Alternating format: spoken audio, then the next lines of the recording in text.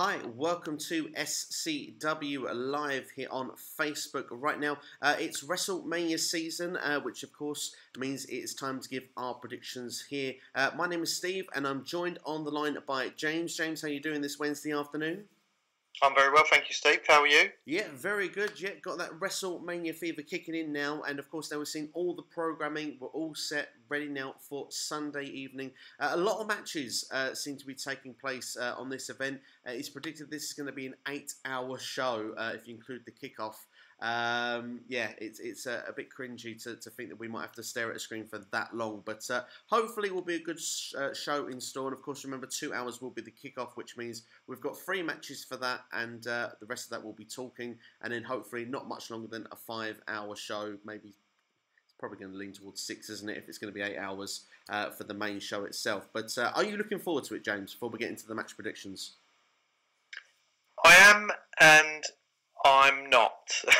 I'm really on the fence with it, to be honest with you. I think there's it's kind of probably been the strangest build to a Mania. I think all the focus has been on the women's match, which I am looking forward to. I do think that's going to be really good. But I don't know. I feel like I'm a little bit underwhelmed by the rest of it. What are your thoughts? Yeah, I would agree. There are some feuds that have definitely, got me invested. There are some feuds that you say may have had a lot of time put in them, but maybe not so invested. And there are some which have just been thrown together.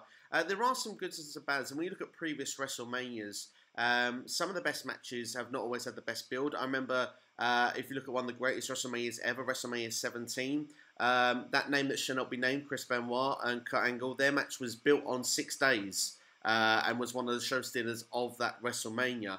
So it's not entirely impossible that we can't have great matches that are built off of nothing. But I would agree with you. Some of the stuff, that's been put in the women's match. A lot of attention has been put in that for the main event.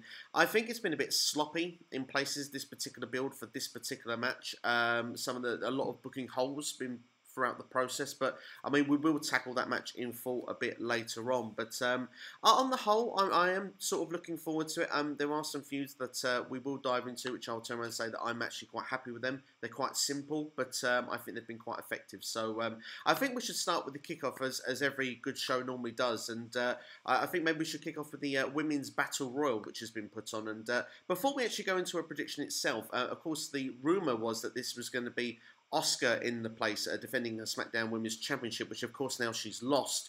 Do we feel it's unfair on Asuka, or do we feel actually this has been made more fair because more women of the roster are going to get an opportunity to have a match at WrestleMania?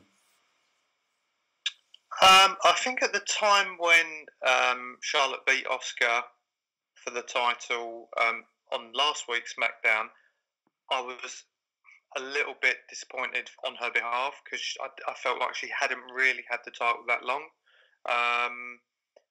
Saying that, obviously, it has added an extra element to the main event. But for Asuka, surely as a compensation for that, WWE are going to let her win this Battle Royal. But who knows? We'll have to wait and see. There are some other names being thrown in, like we say, Carmella, Mandy Rose, Sonya Deville has been thrown in. Nikki Cross is another name that's been mentioned as well to be thrown in this Battle Royal. A lot of the jobbers, maybe Dana Brooke, is probably going to be thrown in here as well. Do you think Asuka is going to walk away the victor, or do you see somebody else taking the W? I think Asuka is going to win. However, I think an outsider for it will be Lacey Evans. That's a good shout. In fact, Lacey Evans would be my prediction as well. She's been doing a lot of catwalking, is probably the best way to put it, during the middle of the matches, coming out. And she's got a cool entrance theme. She was good in NXT. I think they're going to start using her in an in-ring perspective out after WrestleMania. They probably didn't have anywhere to kind of use her at the moment. So I think that's why she's been given this kind of weird, unique, you walk out and walk back kind of role. I'm going to give, like you said, an outside bet, but it's the bet I'm going to take. I think that Lacey Evans is going to take the W at WrestleMania.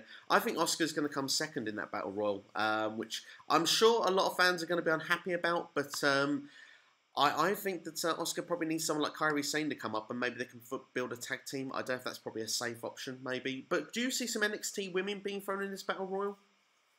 I hope so.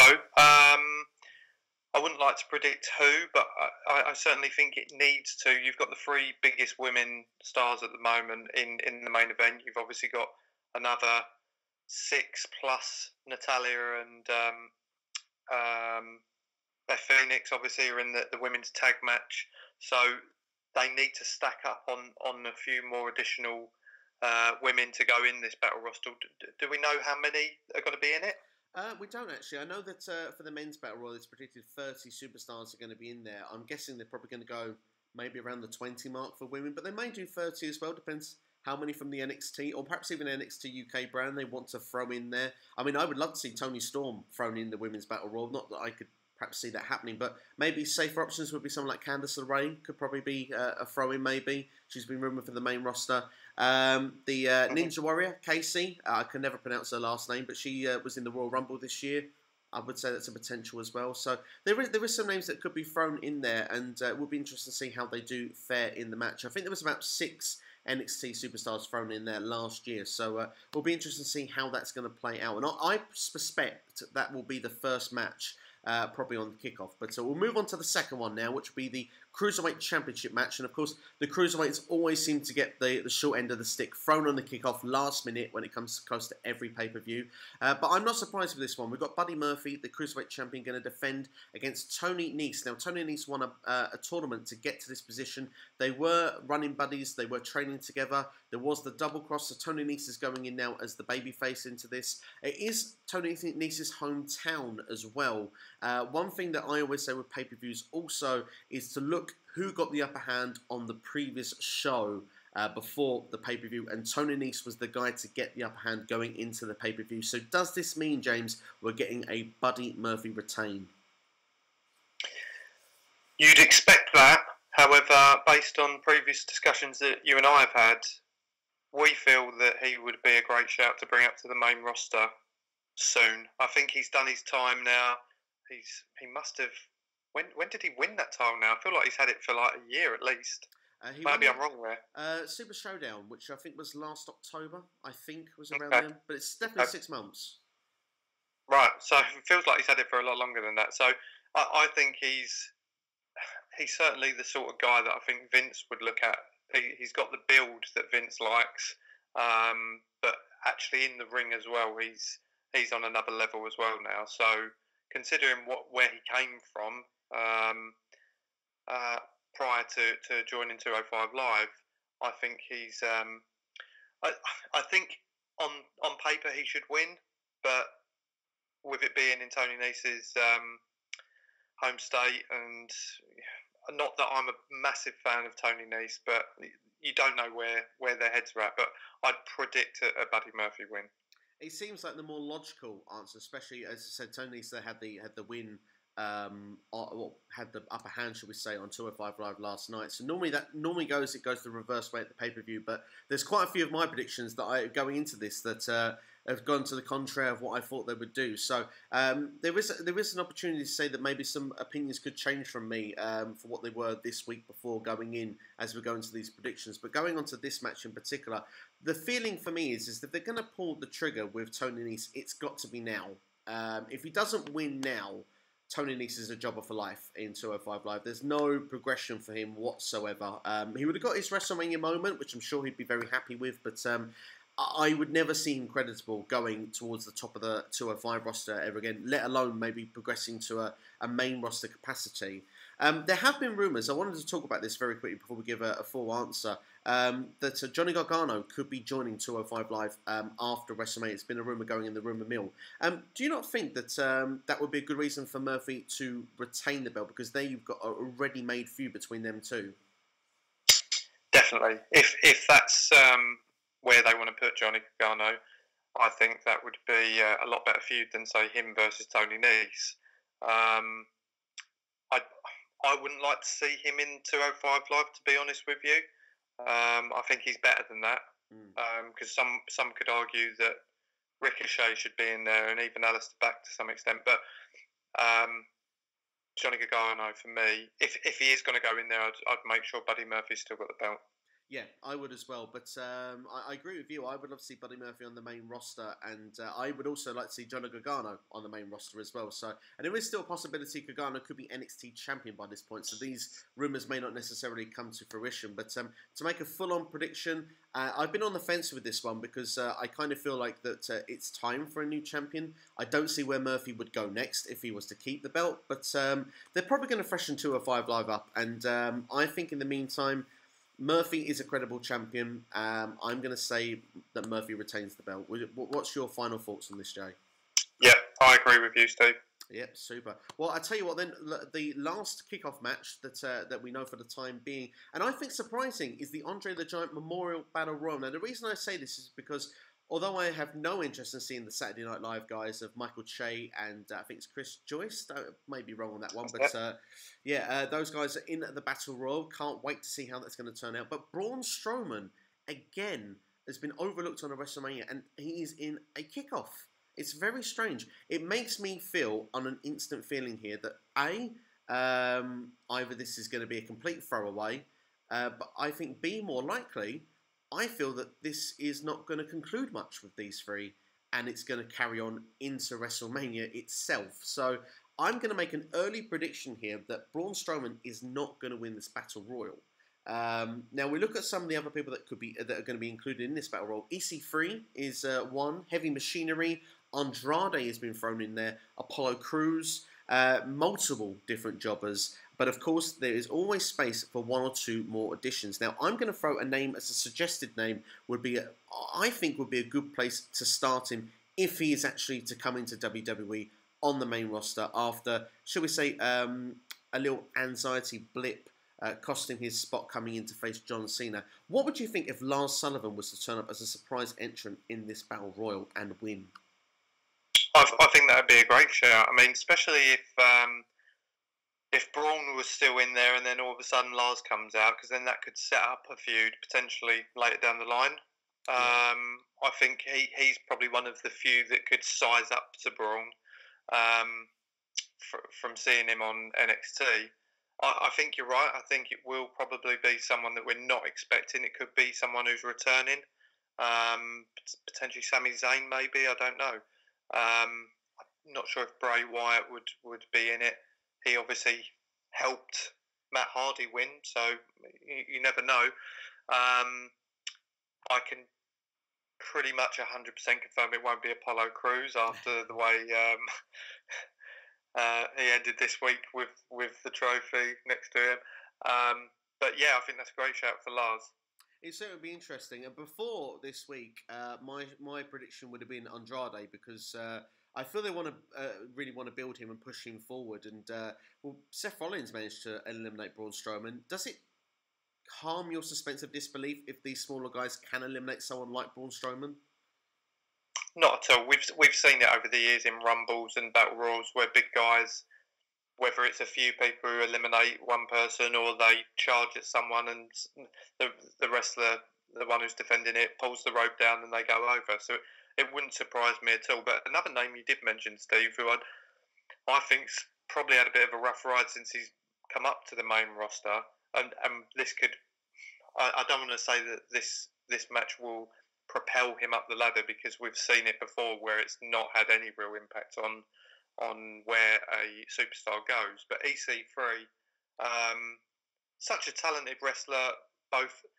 I'd say he does the basics right in the ring, but also his promo work is probably better than a lot of the guys at the top end anyway. So I think EC3 wouldn't be a bad shout either if they did decide to go down that route. So it would be interesting. I would like to see EC3 get some sort of push, and I think that would be a good place to put it. I think you raised some good points there. Bray Wyatt, you mentioned there as well, could be a nice surprise entrant if he was to come back at this stage. One person who's not got a match at WrestleMania, which coming in made his return only over a month ago, is Kevin Owens. Do you think perhaps maybe KO could be thrown into this Battle Royal? I was thinking that this morning after having seen SmackDown and thinking, well, he done the Kevin Owens show promo, but I thought it's strange that someone who potentially was going to be in one of the main title matches before Kofi had his moment now seems to be a bit left out in the dark, really. So you're right. He could very well be a shout for that. Good indeed. A final prediction, if I could put you on the spot, Jay, for the Andre the Giant Memorial Battle Royal. Or predictions. Yeah. Do you know what? I'm going to go with EC3. I think that's not a bad shout. Although he's not had that platform just yet, I think it wouldn't be a bad shout to give him something to work on in the coming weeks. Because if they have kept him quiet for the last kind of 2-3 months, maybe this is the time that they're going to give him. I think it's a great shout, and it certainly would recover perhaps some of the work they've done with these NXT call-ups from January. I mean, Heavy Machinery are expected to get some sort of push after WrestleMania. Apparently, Vince is very high on them. So it would be everyone apart from Nikki Cross, I think, to a degree, that would have some sort of push from those people. So I think that's a very good shout. I'm going to stick with Andrade purely because I think that they want to push him to the moon. I've seen that in the rumours for a while, and I think it would be some sort of thing to give him to go forward. He's been kind of under the radar going into this match, so Andrade is going to be my choice, but I do think that if Lars Sullivan turns up, I think Lars takes the W, but that's only a big if. I would love to see Kevin Owens involved in it if he was to win. Otherwise, I think he could be used better off elsewhere in the show. But we will look just before we head to the main card itself, because this hasn't been announced yet, but it's been rumoured it's going to be added. And if it is added, it will be a fourth kickoff match. The Revival to defend the tag belts against Hawkins and Ryder. Now, if that is actually going to happen, the only interest of this match is, does Hawkins, A, win the Raw Tag Team titles, but B, does he finally stop that losing streak he's going on for like 2 years now? Yes. I think it would be the surprise of the kickoff if that does happen. I think it would be very much like when Zack Ryder won it was the Intercontinental title. He won on the ladder match, didn't he? And then lost it the next night. Yeah. I think it would be as quick turnaround as that. I couldn't see the Revival giving up the titles to them and then them not dropping the next night and probably back to them. Although we've kind of seemed to have got rid of the rematch clause now, I think if that was the case, it wouldn't be that long before they won them back. I spot on agree with that, and I think that probably is exactly what they may do. I would love to see that go on forever, but I kind of feel that there is a hot momentum, and I think a lot of the hardcore fans would be really up for that if that match was to take place.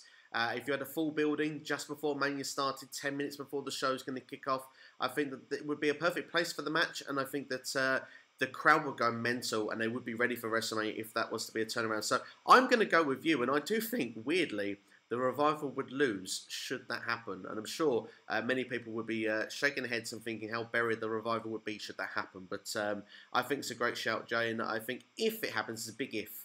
I would say that it would possibly be the place to do it, or the night after on Raw. But we won't spend too long on that because we don't know if that's official yet or not. But we will go to the main card of WrestleMania. I'm going to start off with what I think should be the opener. It was only announced last night. A thrown together match on SmackDown Live. A Fatal 4-Way Tag Team Championships of SmackDown Live. The Usos going to be taking on The Bar, taking on Ricochet, Aleister Black, and as well as that Shinsuke Nakamura and Rusev. I think there's potential here for this to be a great match, a great opener, probably get people right on side. My main interest with this match, though, is the fact that Usos still haven't signed a new contract, from knowledge anyway, and their contracts are due up in April. So this makes you kind of believe that maybe this could be a place where the Usos would drop the belt, seeing as well they wouldn't have to be pinned either. Yeah, no, I agree. I think what's interesting is the fact that you have got Ricochet and Aleister Black on in a tag title match the night before for TakeOver. So, you know, could we see them come in and be tag champs already for one brand and then bringing in another? I mean, it wouldn't be so far-fetched. However, War Raiders, they haven't had that many title defences just yet. I think it might be a bit too soon for them to lose the titles, going back to some earlier conversations that we've had about how long people hold titles for nowadays. I don't know. I think the Usos, they're still one of the best tag teams, aren't they? That's the thing. when you watch them, their matches are still top end on the tag division, and even the Bar, who, you know, when we think about the history of them, they've been phenomenal as a tag team. I feel like WWE are trying to do the same thing a little bit with Rusev and Nakamura, have another Bar 2.0. It hasn't quite worked for me just yet, but I don't know. It's a bit open, this one. I wouldn't like to predict it. No, it could go any way here, and that's, I think, what makes this very interesting, especially with no build-over. You've got nothing too much to read into it. It could go any way.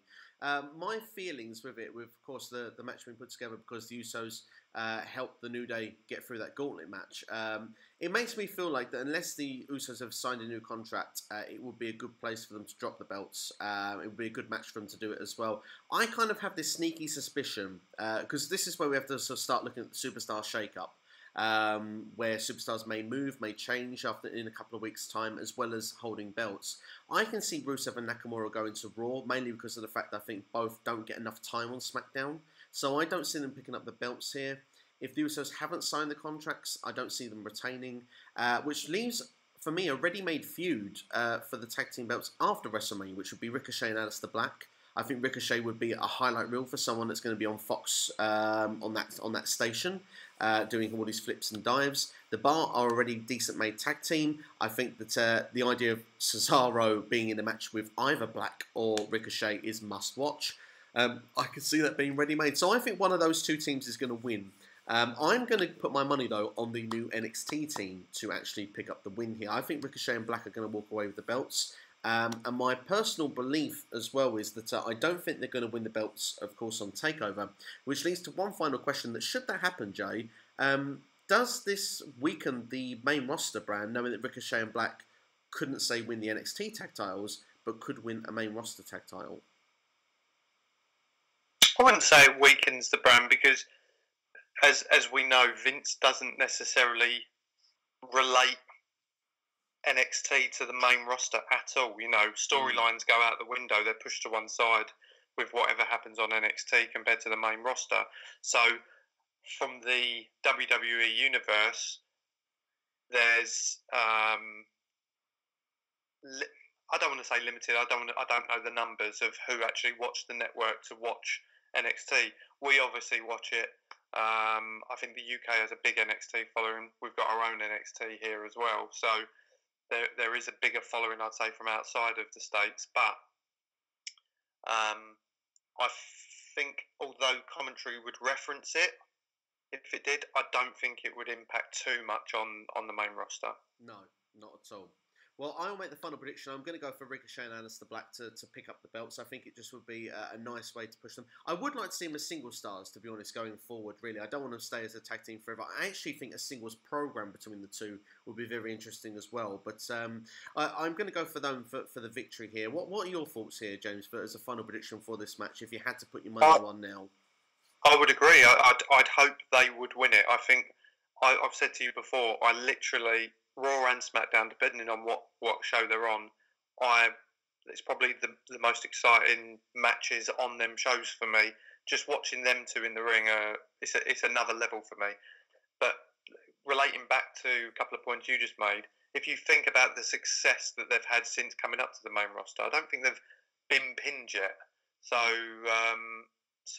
they're booking them strong anyway. So you could argue that NXT superstars are already pulling off stronger results than the main roster ones at the moment anyway.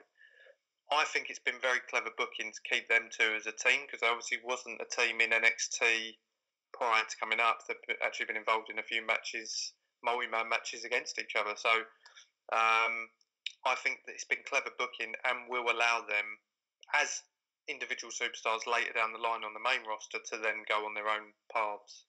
I think it's a good shout. I think it's a very smart move as well. I agree with that entirely. We'll next then look at the United States Championship match then. Samoa Joe going to be hopefully defending against Rey Mysterio. Rumours are Rey Mysterio's picked up an ankle injury on Raw this week. Apparently he had a match with Andrade scheduled this week for SmackDown, which was pulled.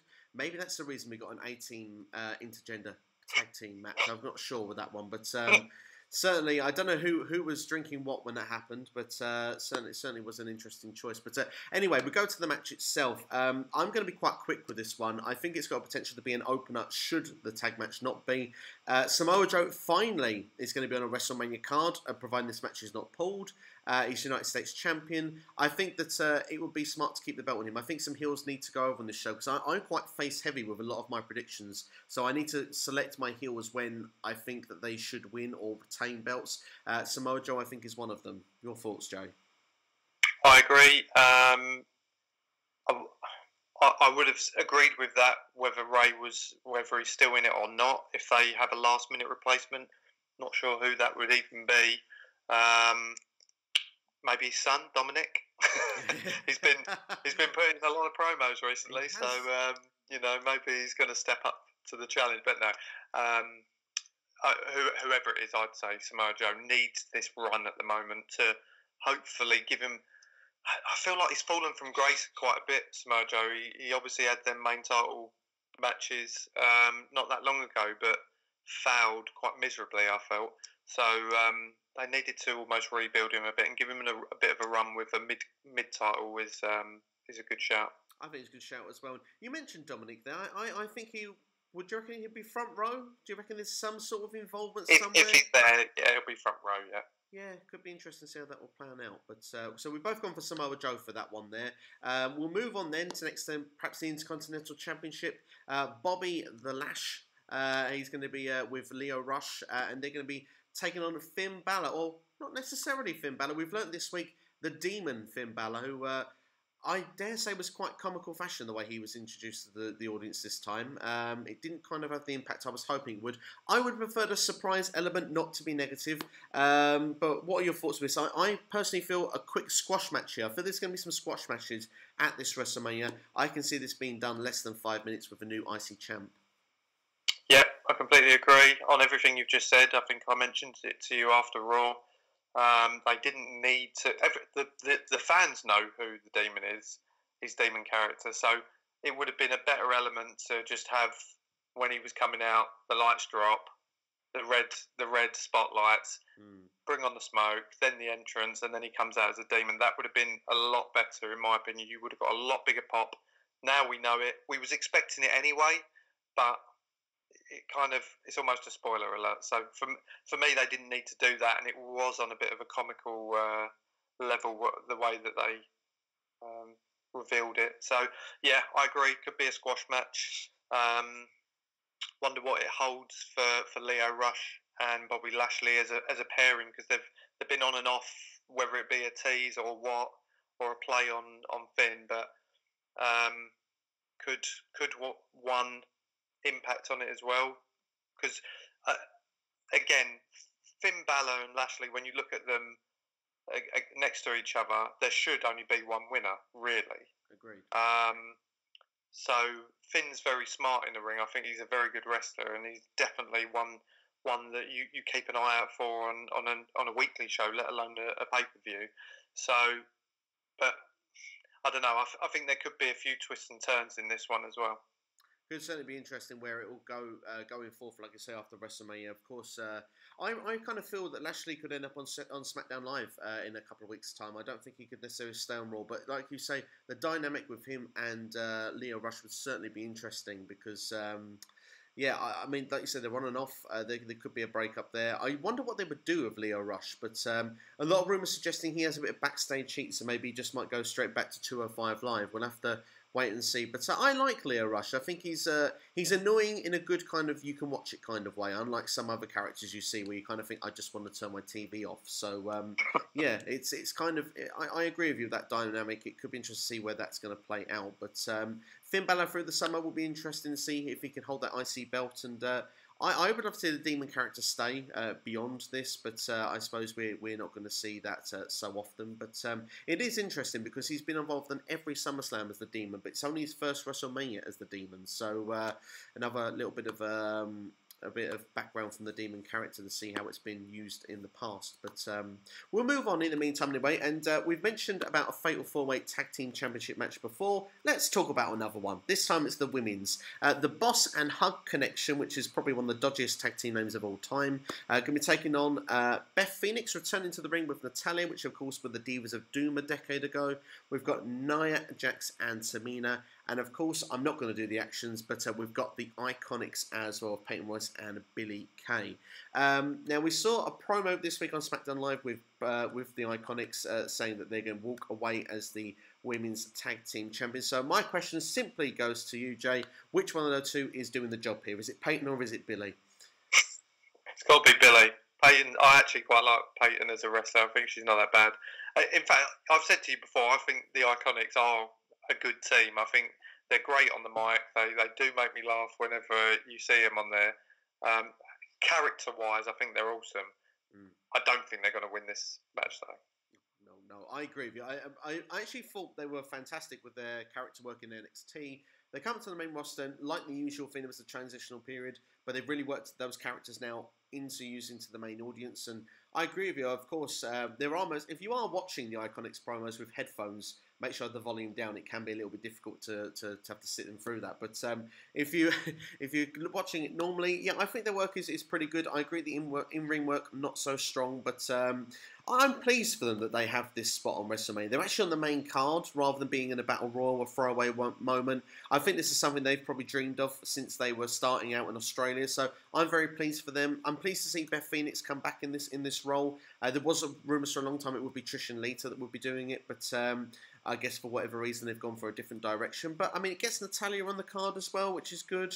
Nia Jax and Tamina, I think they are a credible looking tag team, even if again not the best in ring work. I only see one winner here. I see it's the Boss and Hug Connection to retain here going forward. How do you feel, Jay?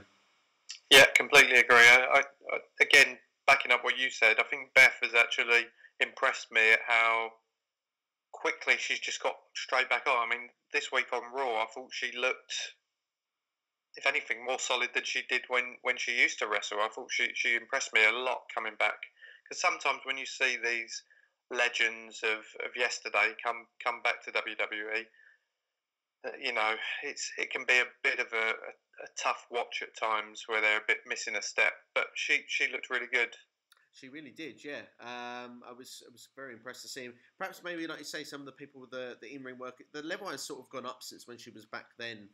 She was facing perhaps the likes of Candice Michelle and Maria Kanellis, although Maria's still in WWE in a valet role these days, occasionally in ring work, but the level of competitor she faces now is a lot better, so perhaps we might see more mileage out of Beth Phoenix, and maybe this might be more than a one-off. I would like to see more than one Beth Phoenix match. Would you like to see her continue after WrestleMania, maybe for a short time? Potentially, yeah. I mean, I don't like to, and it's probably one of my gripes about this Mania, but I don't like to carry on things too much. And if someone comes back once, it's not like Beth's back every year for Mania or SummerSlam. This has come out a bit left field, this for me, her coming back. So I thought she was great on commentary for some of the women's stuff that she's done. And now to come in and get involved in a match, me personally, I think it'll be a one-off. I can't see her winning. If anyone potentially was going to win other than Bayley and what's her name? Sasha Banks. Sasha Banks, yeah, sorry, I had a mind blank there. If anyone was going to win, I would say it'd be Tamina and Nia Jax, but for me it's still Boss and Hug. Yeah, Boss and Hug all the way for me as well.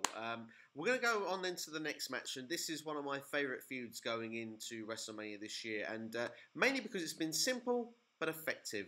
AJ Styles versus Randy Orton, which for me has been perhaps 2-3 years in the making. They've been on SmackDown Live together the whole way through, not had a proper feud. I think they've had one match before. They may have been in a couple of multi-man matches together, but not had a proper feud. My belief is that this is a first of a feud, or certainly not that it's not going to be the end game at WrestleMania, which for me the whole way through made me lead to believe Randy Orton was going to pick up the win here, with AJ picking up the win later. The only thing of interest though is on SmackDown Live, again we go back to this, who had the upper hand going into the pay-per-view, and it was Randy Orton. And of course, the suspected finish of what I thought would happen at WrestleMania happened on SmackDown Live, where we saw a phenomenal forearm into a perfect RKO. So it makes you wonder, Jay, what's happening at WrestleMania? I'm trying to think what AJ's record is like for Mania. I mean, that usually plays a bit of an impact on it as well. Obviously, Randy's done a lot more Manias than AJ.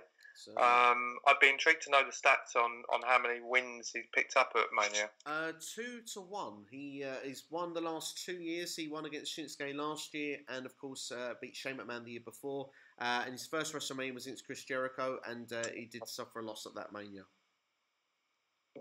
Yeah, so mate, potentially you might be right in that Randy might pick up the win, maybe. But like you say, it really can sometimes fluctuate on how the last TV show happened. So again, it's another tough one.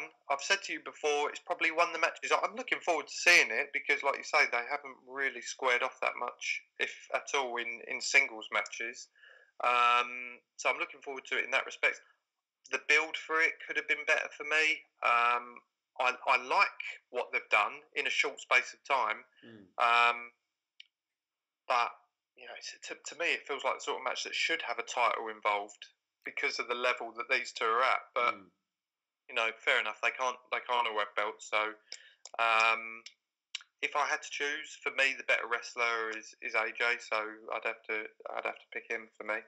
It's an interesting shout, and I agree with you. I do think that this match actually is a big time match, and I think that's why this fits WrestleMania. Because for me, I mean, there's no belt on the line, but these two are still squaring off, and this is a good chance that this could be on the mid to lower end of the card, and it is got a potential to main event anywhere in the world. This match, I'm very interested. My belief, I'm going to still stay with Randy Orton, as I said, I've got to pick my heels where I can, and if this is going to be more than one match, for me, it would make sense for Randy Orton to win the first match, the heel to win first, and the face to win later.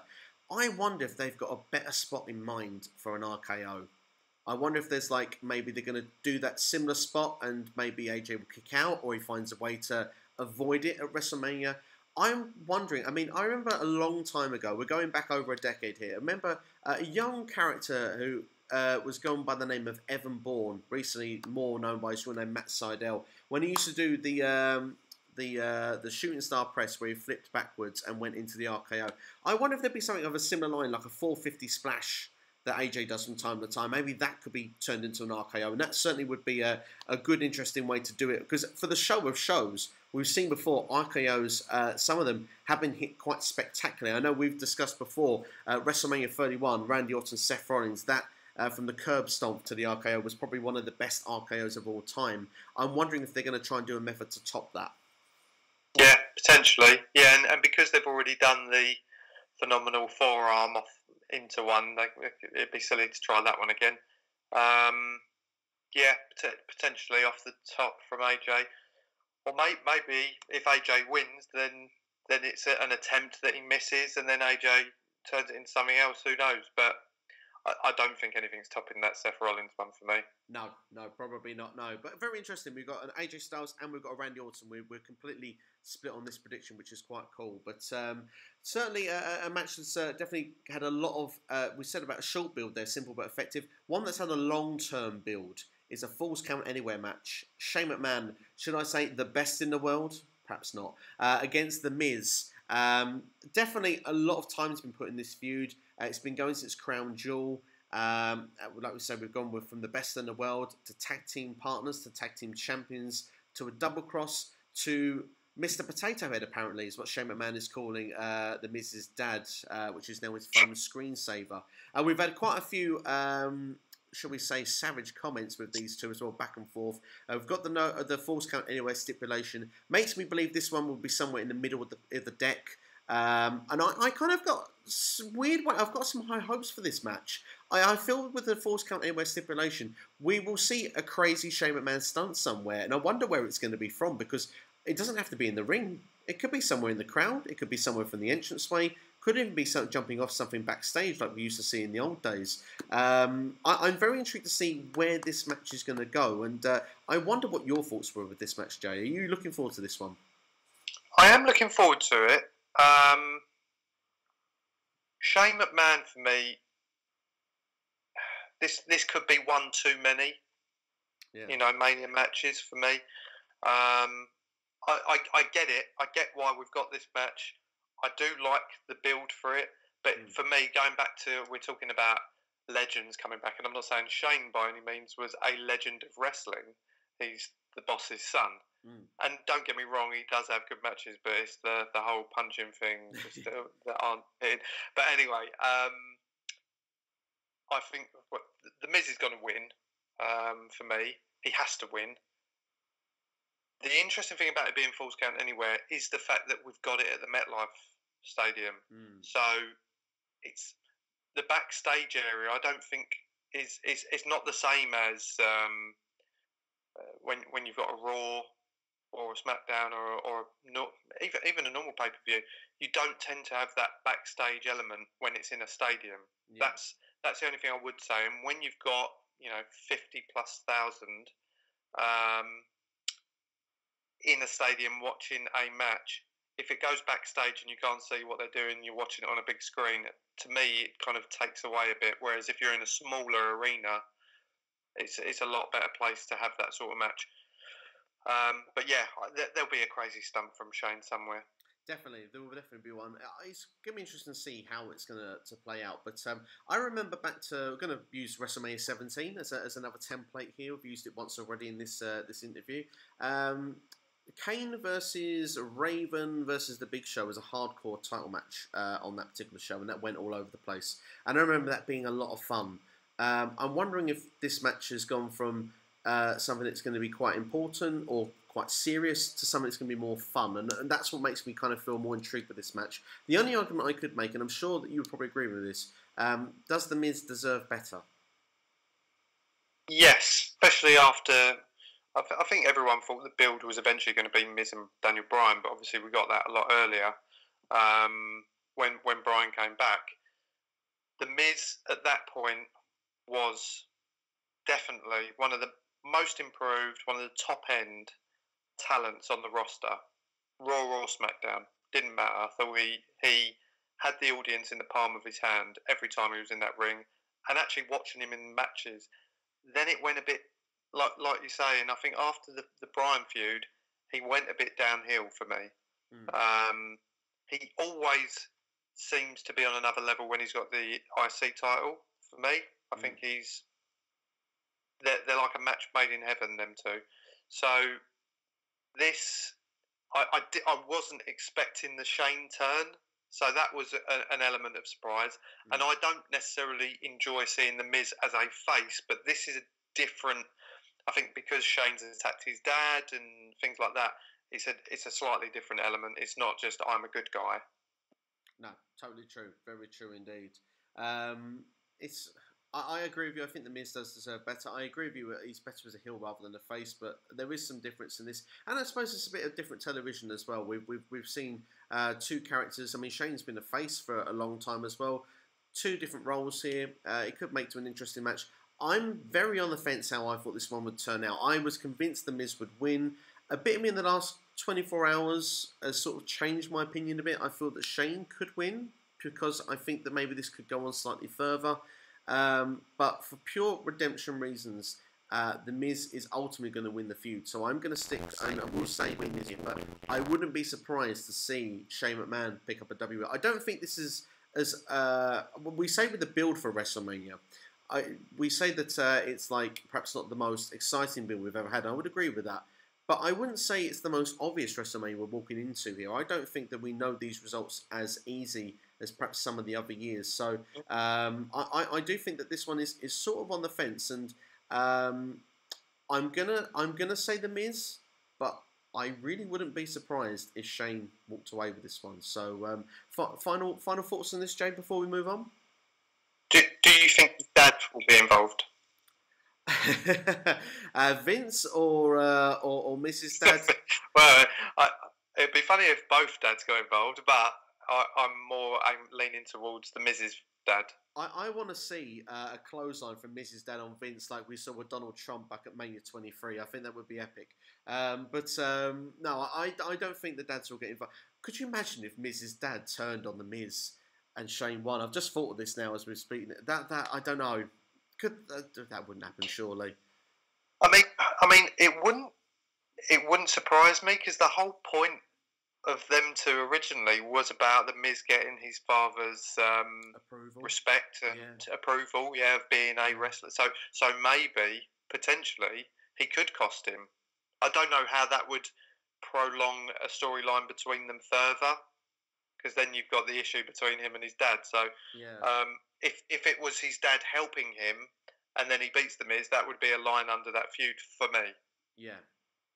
I'm changing my mind. I'm going with Shane McMahon. I don't know. I thought that, and I just feel it's like an old school thing, isn't it? It's something that we would see back in the old days, and we go, "Oh no!" But then it actually would make some interesting television.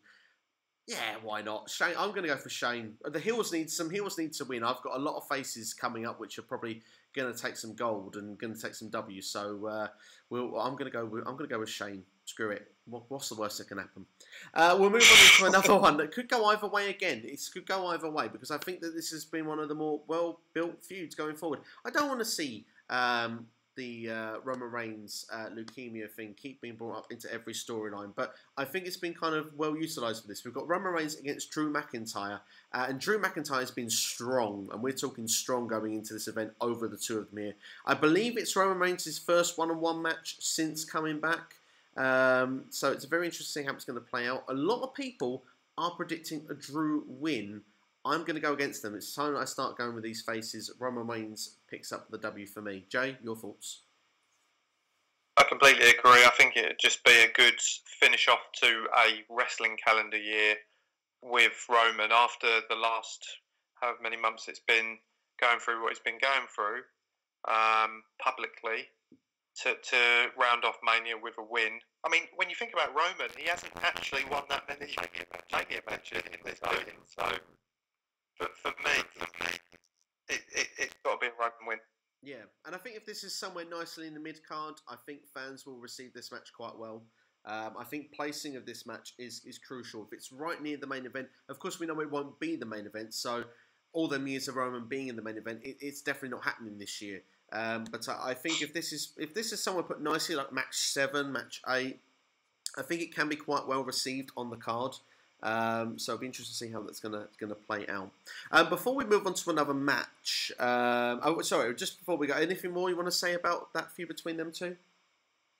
The only thing I would say is potential for Dean Ambrose to make a final Mania appearance. Could he be involved somewhere in that?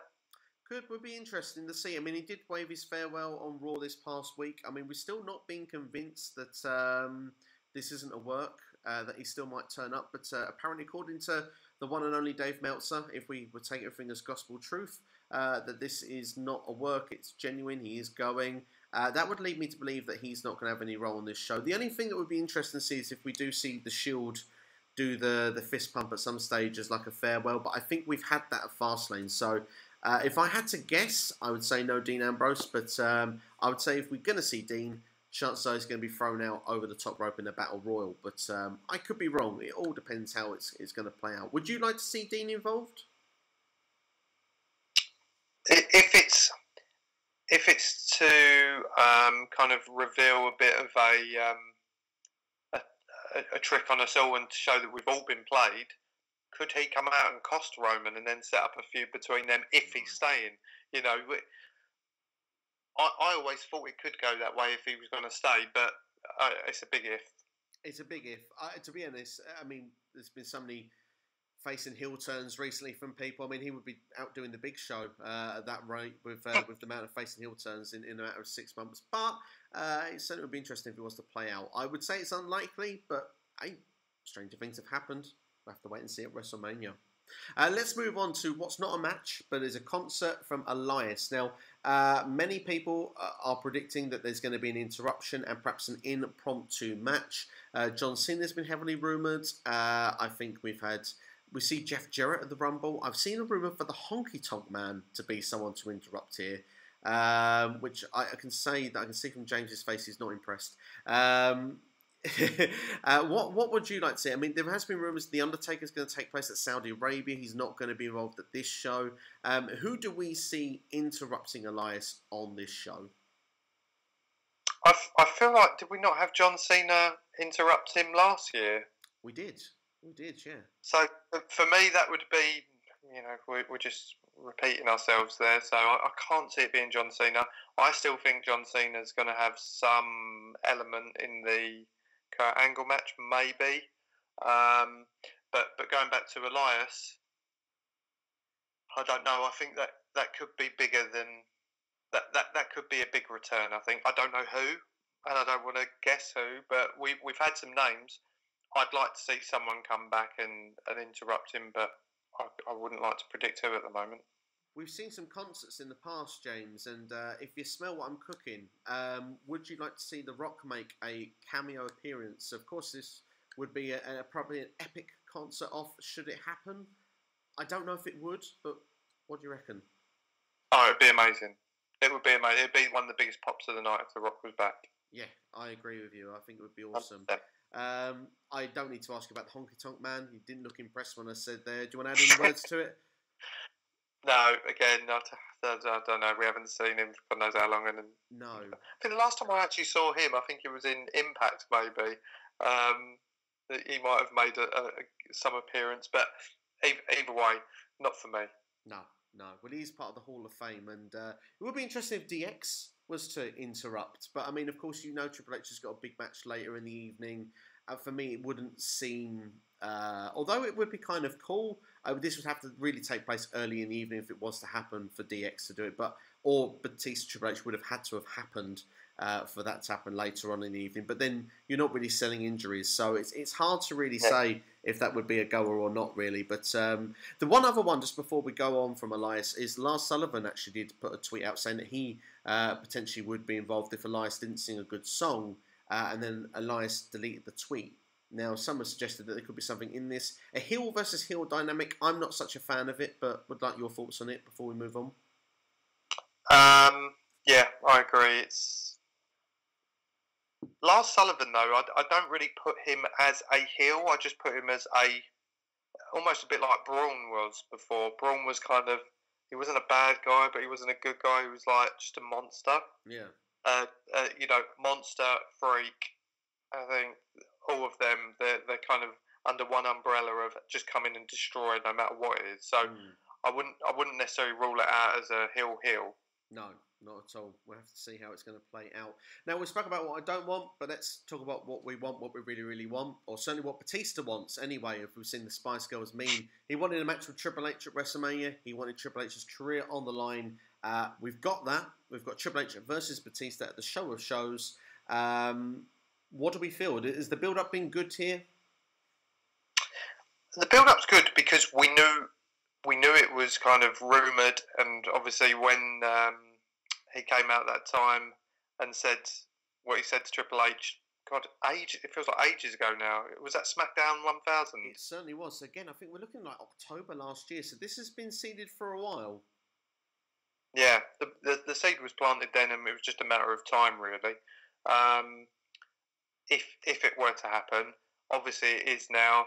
The build's been funny, but also good. I mean, I really like this week's one where he came out, literally said 4 words, and then left again. I thought less is more with Batista always. Yeah. He's not fantastic on the mic, which is strange because he's an actor. But anyway, again, this is another match. I don't mind it because Batista's another one who's not back every year. Triple H, on the other hand, he's just got to find his way onto the card every year. And I wouldn't be annoyed if Batista won, kept his undefeated record against Triple H, and it meant Triple H stopped wrestling. Because I think Triple H, what he does with NXT is incredible. So the more time he can spend backstage doing stuff on the main roster, hopefully, the better the product's going to be, rather than worrying about what matches he's going to be and the training that he needs to do in them matches. I agree with you. I think it is Triple H's time to perhaps call it a day, but we've got a Saudi show in just a couple of months, and we've got to think about that money. So for me, I'm going to go Triple H here to pick up the W. I don't see how that's going to be. And I do think there probably is still a couple of matches out there Triple H could throw himself in if he wanted to, but not that we necessarily need to see it. But I kind of agree with you. I would not be upset if Batista won, and I would like to see Batista really have an extended role, because I think there's a couple of matches we could have. I would have always wanted to see Batista versus Brock. I've always wanted to see that, but I don't think we're going to get it. I think this is, Batista said this is his last match, so for me, there's no need for him to win. The story has been built on as well that Triple H has never beat Batista, so I kind of believe that Triple H will pick up the W here. But any final thoughts before we move on, Jay? My only final thought would be is the dynamic of the match with kind of who's heel, who's face, because I thought WWE were trying to portray it as Batista as the heel, because obviously beating up Ric Flair and that, but the crowd are still popping for him, so it's a funny dynamic when it comes to who's going to be cheered for in this.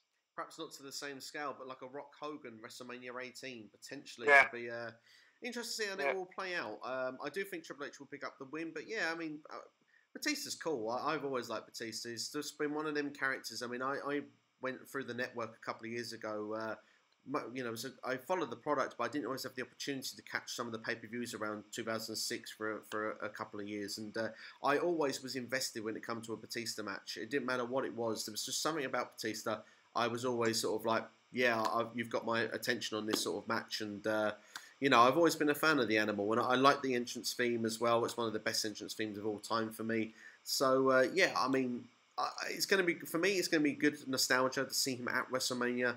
I hope the match isn't going to be like a 45-minute spectacle. I mean, one thing we've not spoke about was entrances. Triple H normally loves to have an entrance, doesn't he, with some sort of special motorcycle, or I think it was a Terminator a few years ago. So it'll be interesting to see what dynamic they'll bring with it. And I think perhaps if they're going to do it one match, this is probably one match they will do it with. So it'll be interesting to see how they do it. There's some sort of Hollywood factor for Batista coming out as well. But time will tell. But one match that, if that's going to last a long portion of the show, one I expect to last about 3 or 4 minutes on the show, Kurt Angle versus Baron Corbin. Now, most people are disappointed the idea that Baron Corbin is the final opponent for Kurt Angle. There has been quite a few people suggesting that John Cena will still be the last opponent for Kurt Angle, that Kurt Angle will squash Baron Corbin, and that will be it. And then John Cena will come out and talk himself into a match, and they'll have a match, and that's it. Can Kurt go 2 times in one night before we actually go any further, actually? Because I don't think Kurt Angle can do it. He looks like he's struggling. He definitely is struggling. Like you say, if it's a quick squash, I mean, if Baron comes in, swings an arm, Kurt catches him and Angle slams him, 1, 2, 3, then you could argue he hasn't really had a match yet. Yeah. To some extent, nothing that's going to fatigue him. So potentially, depending on how they do that, I mean, we could all be, really being over hopeful with the John Cena coming out job, and it could end up just being Kurt versus Baron Corbin, which is for me, it's a bit of a sad way to end for Kurt. I was lucky enough to watch his last match in the UK for What Culture or whatever they're called, but that was going back a couple of years, and he was awesome then. So he can still pull off a good match, even though he's going some now. But I wouldn't like to see his last one for WWE versus Baron Corbin. So hopefully there's a bit of a swerve there. Fingers crossed there's some sort of swerve. I think we both agree Kurt Angle will probably go over here, even though Kurt Angle had the best on Raw. I mean, could you imagine if Baron Corbin won? The heat that will go through that building. I don't think it will go down well if Corbin picks up a W there.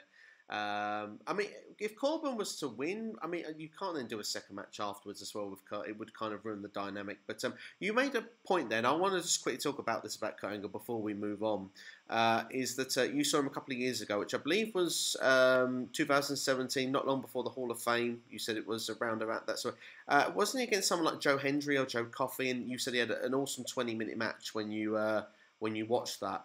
Do you feel, obviously you've seen these bodies deteriorated now and it can't go to that level, but do you think WWE should have pulled the trigger sooner and we could have had still 3 or 4 real stellar matches out of the likes of Cesaro, Seth Rollins, Daniel Bryan? I feel like we've missed out on stuff here with Kurt Angle on this second one in WWE. It could have been booked better.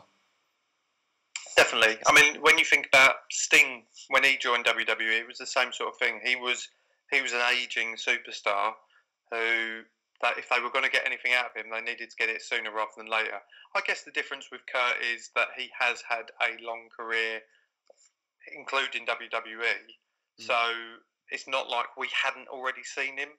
But a lot of newer fans might not have seen him, so they may have missed an opportunity. I feel like his first match back was probably the one that he done with the Shield, wasn't it? It certainly was, yeah, which was at TLC, and it was because Roman was ill, wasn't it? So it was a last-minute replacement. So, it is a shame. It is. I would have loved to see more out of Kurt on that second run with WWE. I think that time as the GM, he didn't do a lot of in-ring work, and probably his body started fatiguing a bit, and I guess maybe just hasn't got the same go in him as he once did. But it's going to be good to see him one last shout at Mania. Go on, Jay. Yeah, one last idea I actually had the other day, and it's just come back to mind, is could there be, rather than John Cena coming out, Jason Jordan? Yeah, that would be interesting. That would be very interesting. I'd like to see something else done with him, but do you kind of feel, though, as well at the same time that WWE would kind of want you to forget that storyline's ever taken place? I agree. I mean, I wish it never happened, because I feel like that possibly affected Kurt more, because it was such a poor storyline, I felt. But it's there, it's happened, whatever. We had to suck it up and take it. Yeah. So if they were going to do it some way, could they round it off and finish that story? If Kurt's walking off into the sunset, could they finish it off with Jason Jordan helping him out against Baron Corbin? I don't know. No.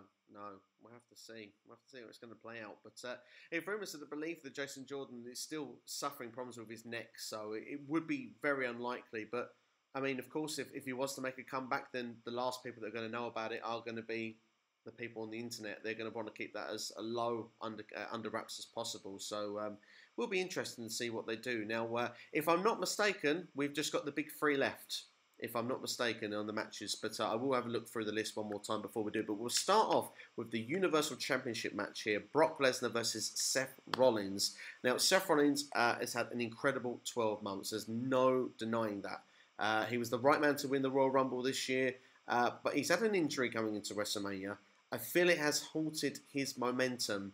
And with matches that we're going to be talking about in a minute, and we might as well bring those names up now. Becky Lynch, Kofi Kingston, Seth Rollins. 3 glory stories of these faces that people want to see win.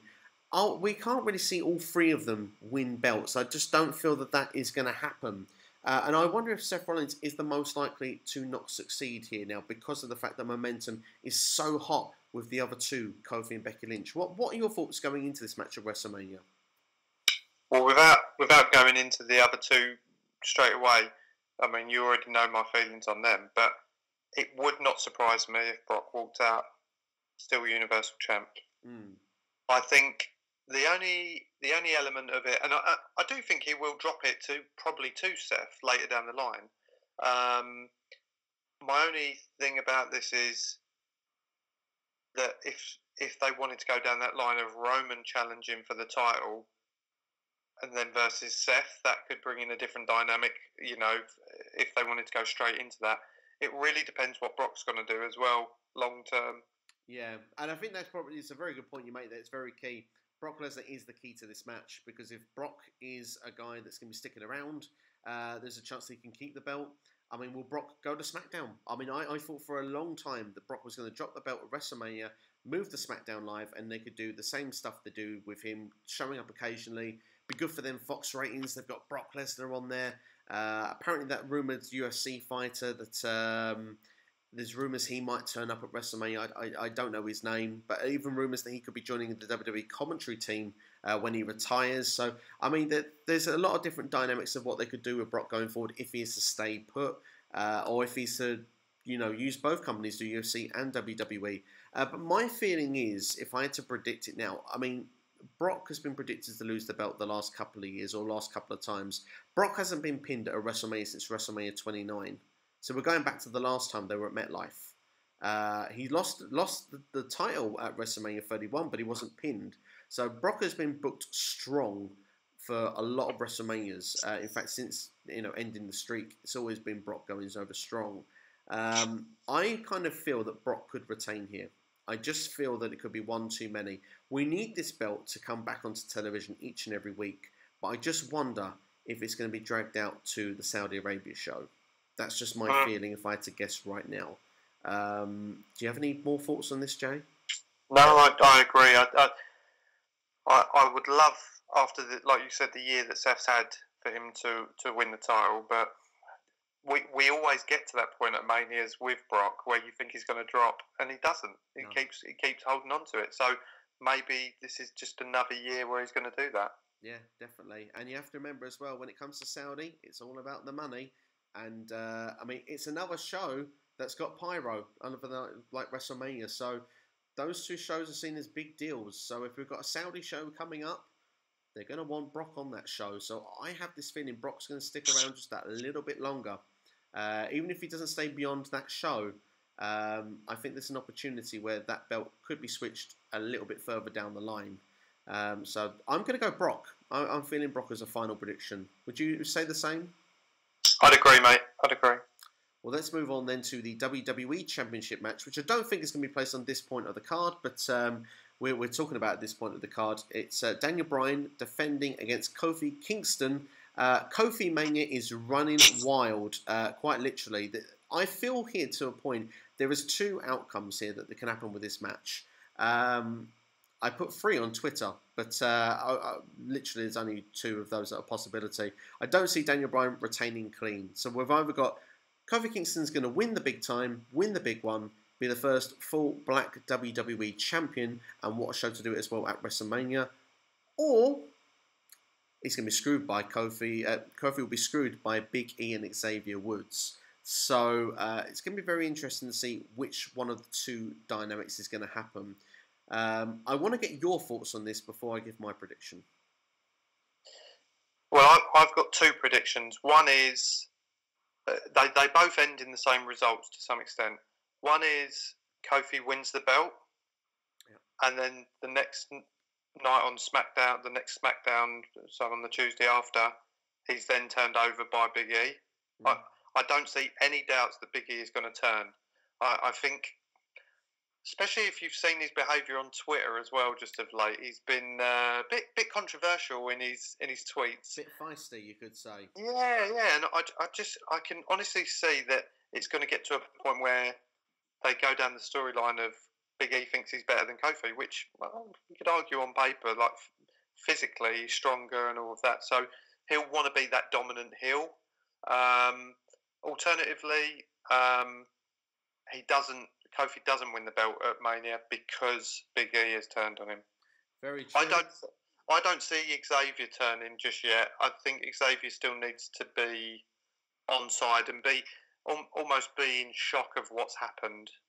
Totally. Yeah. Well, it would be interesting to see what Xavier does. But just to read one of Big E's tweets, I've just searched it through while you've been saying that, because just to see how salty Big E has been.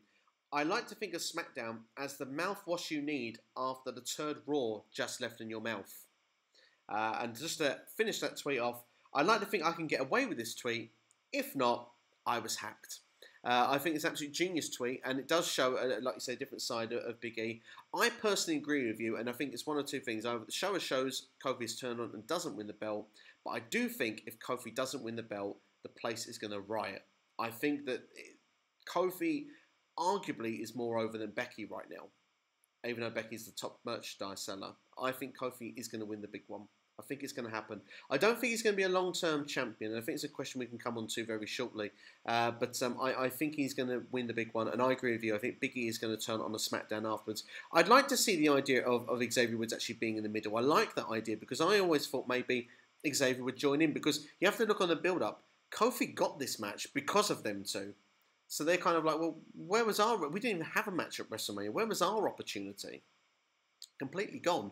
And they did all the work for Kofi to get, because Kofi kept losing when he got opportunities. So it would make a great storyline sense for that turn to finally take place, make the match happen, and then you can knock one or both of them off to different brands, and then you've got, the New Day split up, fresh direction, probably in the year when all 3 of them lost in the shuffle, they can put them back together again. That's a short-term idea. But I mean, Kofi as a WWE champion, do you see it as believable, and do you see it as a short-term or a long-term? I do see it as believable, as in believing the underdog. Daniel Bryan only knows too well about that storyline. Yep. Long term, no. I think it would be a short term.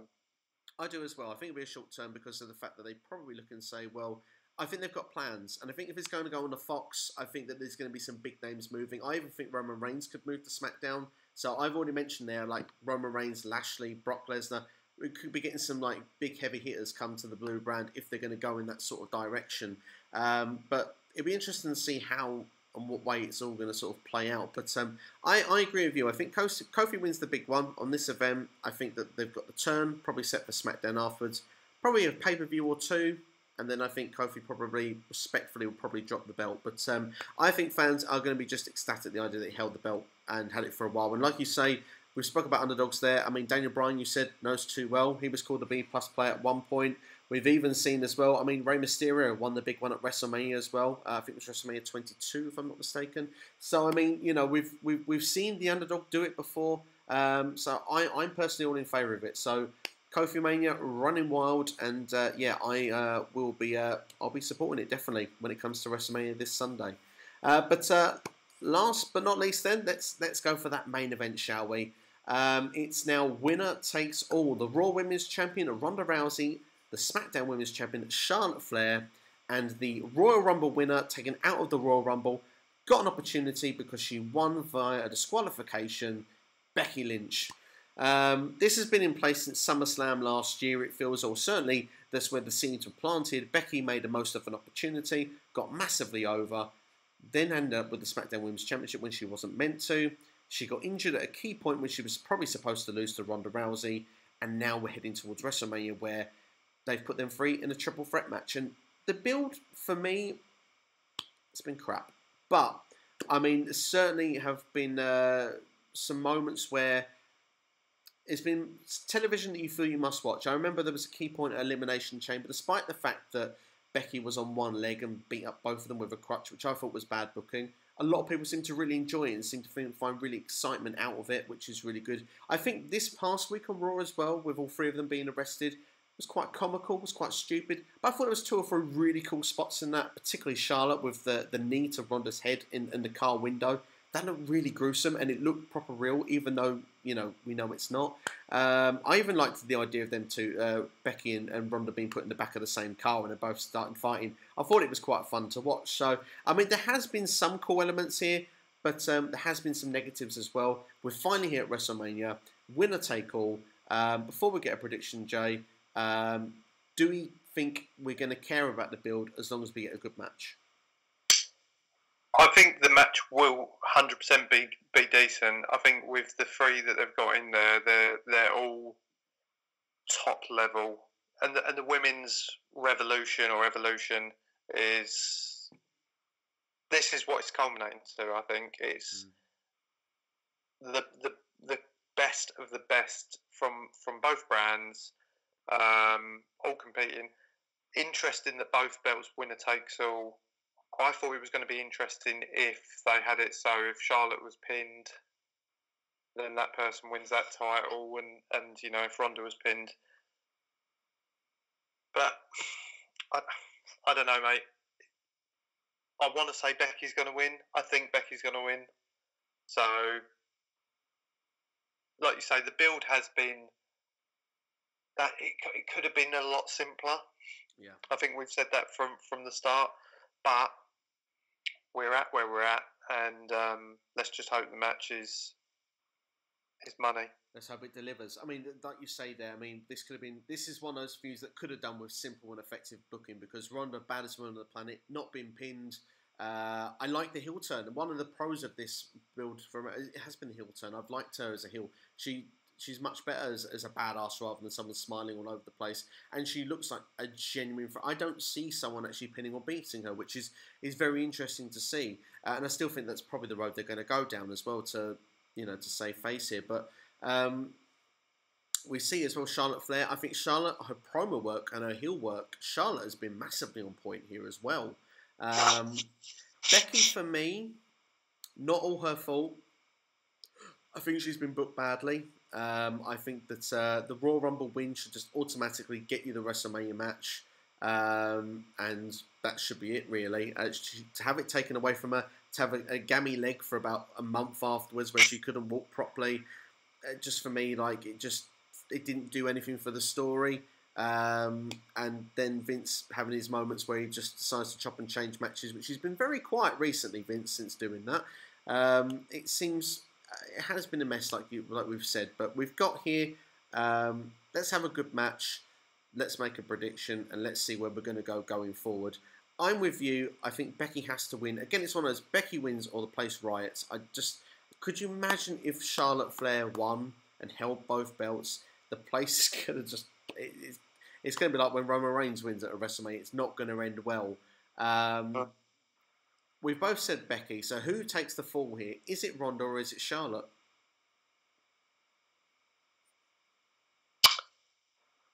I've got a funny feeling it's going to be Ronda. I think one thing we've got to remember is it's key that this match is the main event. I think that can influence the decision because of how Vince wants the show to end with regards to the pop that it gets, the pyro, blah, blah, blah. So for me, that influences the fact that I think Becky's going to win. The reason I think she's going to pin Ronda links to potential further storylines in the fact that we could have the horsewomen of WWE versus the horsewomen of MMA potentially later down the line. We know Ronda might be leaving to go and start up a family in the short term. So the multi-person match, the multi-person tag match ain't going to happen anytime soon, I don't think.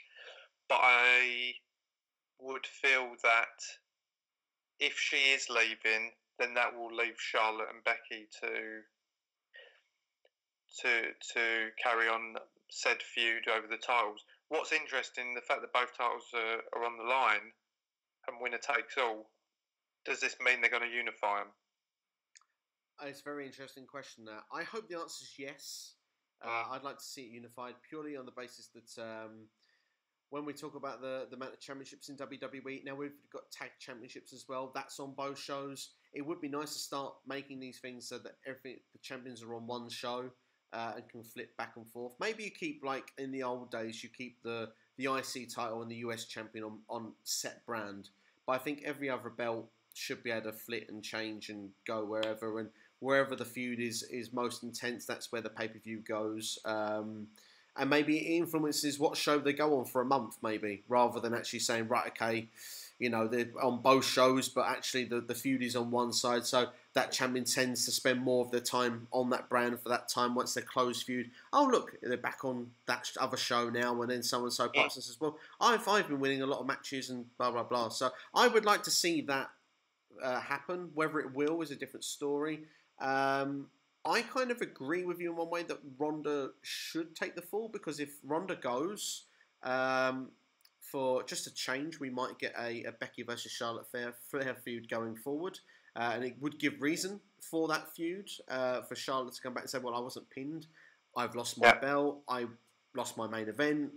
You didn't beat me. So that makes a lot of sense to do that. I could see it going the other way, because Ronda can come back when she comes back and says, well, hang on, I didn't even lose, and it's the exact same thing, and she still keeps that credibility. But if she was to take a loss and she was to go away for a year, 2 years, I don't say people would forget it, because of course you don't forget your WrestleMania main event, but people would she'd need to build momentum again anyway, so she could come back being worse than what she was before. Brock left in 2004. When he come back, okay, it was about 7-8 years later still, he was a lot more creditable than the way he walked out the door. So it didn't really matter. Yeah. So that kind of works in that perspective. There was a long time I've been saying to you that I felt that we were going to get the 4 horsewomen at the end of the show of WWE holding up championships. That's not possible anymore. I suppose Charlotte could they could reconcile her and Becky, say Ronda was the one that was pinned. I respect you because you beat her, but then Charlotte's flipped back and forwards many times as well. So it's going to be very interesting to see how it's going to play out. I do think Shayna Baszler is going to come to the main roster the night after WrestleMania. And I wouldn't be surprised to see a Becky versus Shayna feud as well somewhere down the line. I think that would be quite a tasty feud. Shayna could hold her own like Ronda could. It's going to be she's very creditable, so I would like to see her booked in the same sort of way. It would be interesting to see if Jessamine Duke or Myri, we always forget her name, whether she'll be included or not as well. But it's certainly got a lot of questions still to be answered. But if we get a decent main event and a Becky win, I think we'll be happy. But is there any more thoughts on it before we round this up? No, I agree, mate. I think I like the ideas that you've had there with both potential outcomes, but I think the overall agreed is that Becky comes away with both titles. Yeah, I think so as well. I think she has to. It'd be a great way to close the show. And if you're going to do this women's main event, you need it to be a positive outcome and what people remember for the right reasons rather than the wrong reasons. So the right reasons is Becky holds 2 belts up at the end of the show because it's what people want. So certainly will be a good way to do it. But that's WrestleMania 35, and well, it took us an hour and 20 minutes to talk about it. We've just got to sit now through 8 hours watching it. So let's hope. I personally think the hour and 20 minutes we've been talking about it's been very interesting and a lot of fun. Let's hope that WWE can make 8 hours of interesting and enjoyable television out of this. I am convinced there's going to be a couple of bathroom breaks in places. I'm still interested to see what Alexa Bliss's role, which we've not really discussed how she'll play for WrestleMania. I think she's probably going to be linked with Braun Strowman and those Saturday Night Live guys throughout the thing, but it's not definitely warranted too much in conversation, I don't think. But it's certainly be interesting to see how it is all going to play out. But any final thoughts before we close this off, Jay? No. Just let's hope, like you say, let's have a good show up. It's like my thoughts going into it aren't as high as previous years. I think that I'm surprised, and it's going to be. Don't forget as well. Take over the night. We'll have to wait and see, indeed. We'll have to wait and see. But that's all from us here on SCW anyway. And thank you very much for watching this. And do keep an eye out. We are going to post this on the YouTube channel as well. Don't forget NXT will be coming up as well with those predictions over the next 24 hours or so. So keep an eye out for that on SCW, the wrestling channel.